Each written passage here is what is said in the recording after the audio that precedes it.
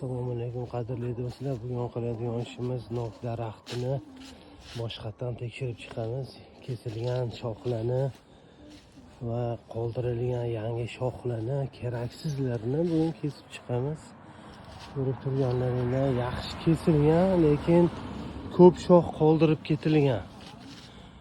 Shunga keraksizlarni bitta gullamaydiganlari, ko'p shoxlarni kesib tashlash kerak bo'ladi. Bugun qiladigan ishimiz turganlaringda mana yerda o'tlar bo'lib ketgan, shularni olib tashlash kerak bo'ladi. Xo'p, mana yerda ham keraksiz shoxlar juda ham ko'p. Hop, bu yerni ham ko'ramiz.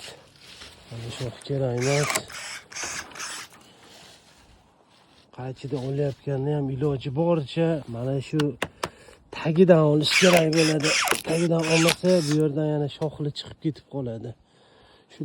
Shunisiga ham e'tibor beringlar. Shu tepasidan olib tashlash kerak. Ishchilar shoshilib kesayotganda bunaqa joylarga qaramaydi-da. Tez ishlaydi deb olib tashlamaydi, qoldiradi. Keyin bu yana o'sib kattalashib bir xunuk shaklga kelib qoladi.